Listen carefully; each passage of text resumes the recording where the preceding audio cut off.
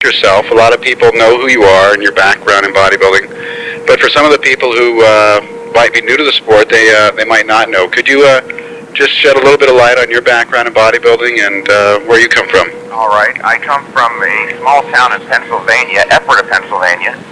I started my training career almost exactly 30 years ago at the age of 11. I can remember very, very clearly. I was at a local newsstand with my mother, and while she was off shopping, I was looking over a vast array of magazines, and after a period of time, my attention became arrested by the sight of a bodybuilder, of course, on a muscle magazine cover. I grabbed it, and there was an instantaneous love affair started. I've been doing it ever since, actually off and on. I started competing at the age of 18 in local physique contests, which I did very well in. I won my first contest, which was the Mr. Lancaster County, Pennsylvania contest. Not long thereafter, I went to the state level and won the Mr. Pennsylvania. Not long after that, I went to the Mr. America, the AAU Mr. America in 1971, and placed 10th in that behind Casey Viator and others. Casey was first that year. Not too long after that, I injured my right shoulder quite severely while training and was forced to lay off for several years. In late 1974, I started back training. I should say resumed training, and went into competition again in 1975, at which time I entered the IFBB Mr. America in Los Angeles, where I placed third behind Robbie Robinson and Roger Callard. That motivated me quite a bit, and the next year I trained very, very hard, came back to win that contest, the 1976 IFBB Mr. America. In 1978, I won the IFBB Mr. Universe, or World Championships as they're now called, with the first and only perfect score in history. Wow. In 1979, I won my first pro contest, the Southern Pro Cup in Florida. Did well in several other professional contests, then won my weight class at the Mr. Olympia in 1979, placed second to Frank Zane overall. So they used to have weight classes in the Olympia.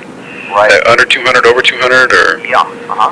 And you won the over 200 weight class in I Mr. won the over 200 with a perfect score. Wow, a lot of people don't know that. Yeah. An interesting bit of history. Mm-hmm. And then the next year, in 1980, I placed fifth at the Mr. Olympia, a contest that I and almost everyone else who witnessed it was convinced was fixed, and as a result decided to drop out of competitive bodybuilding. Really? Now that was the year that Arnold won it back in Columbus. That was in Sydney, Australia in 1980. Oh, okay, but that was Arnold's comeback year. Right. Okay. Huh. And you were so frustrated by that you just stepped out of competitive bodybuilding. Well, frustrated in that I came to see quite clearly that there was corruption involved, that evil was not something you merely read about in newspapers and novels, that it's all around us. Mm-hmm. Prior to that, I had a glimmering of certain facts that led me to believe there might be something like this going on, but I wasn't so certain. This brought it all into focus, and I didn't want to be involved or associated with people like that, and decided to drop out. Wow. What about, what have you been doing since then? I know you've stayed close to the sport, though. Right. In 1983, I left Los Angeles, where I worked for Joe Weider and his Muscle and Fitness magazine, to go to Florida to work for Arthur Jones at Nautilus. Okay. I stayed there for a relatively short period, only 6 months, which is quite interesting, actually. A year or two prior to that, I said to an old friend of mine, I wouldn't mind working for Arthur Jones, if only for 6 months, to get to see how his mind works. As it turned out, it was only 6 months, and I left his employ. Went to Europe, performed numerous exhibitions and seminars, came back for a short period, actually a year and a half, I published and served as editor of my own magazine, Workout for Fitness, which was a more general fitness magazine, softcore bodybuilding magazine, as I called it. Right. That went under, and I went back to work for Weider as a writer. And then 4 years ago, in addition to still writing for Joe Weider, I started my own personal training business, which started out quite slowly. I bring that up for those listeners who might be considering starting their own training business or who are having trouble now. I was quite surprised that it did start out very slow. I thought that with my visibility and name recognition, I'd move into that business and it would be a spectacular success right from the outset, but it was not.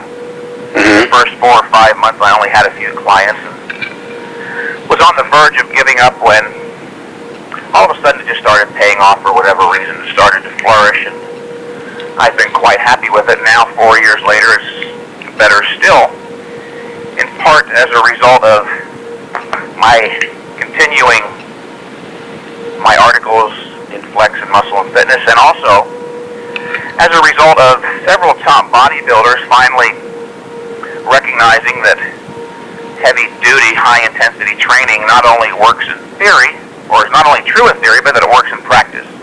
People like Aaron Baker, David Dirth, David Paul, Lee Labrada, and last but not least, the most gracious and the greatest of all, Dorian Yates. I say gracious because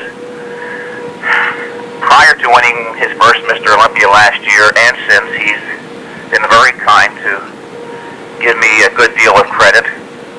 I found out just recently that after this last Mr. Olympia, at the breakfast seminar the next day, he talked quite a bit about me.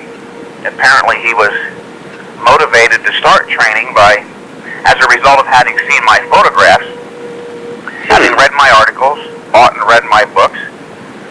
Not only was he inspired by the image of my physique, but he was brighter than the average bodybuilder. As a result of having read my books and articles, he came to understand the theory of high-intensity training, recognized its validity, used it, and went on to win European, British championships, Night of Champions, and now the 1992 and 93 Mr. Olympias. Right. So many people who may have been wary, skeptical, even openly hostile to the theory of high-intensity training are now not so much so. They're saying, geez, maybe Mentzer was right, or at least he was onto something. If it worked for Dorian Yates and he and Casey Viator and Ray Mentzer, there has to be something to it. Right. Well, I want to talk in detail about that. I have a couple of questions that come to mind. And first of all, I'd like to second your comment on Dorian Yates. He is a really bright bodybuilder. The guy is very articulate, and he is really a gentleman. Very much so. I met him just last week down at Club Metrex, Dr. Conley's gym down there, where Chris Lund was shooting some photos, and he is a really a neat guy. And I've been around a lot of bodybuilders just like you have, and guys like him are pretty rare. So yeah, I was just going to say that, Bill, he is quite rare. Not only is he brighter than the average bodybuilder, he's got a great attitude. He's benevolent, he's amiable, he's open and accessible to fans.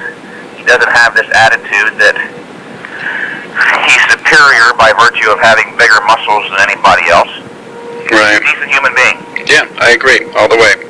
Now, you talked about the corruption in bodybuilding that really soured you on the competitive aspects of the sports, and then you said that you worked for Weider for a few years. Are you saying that the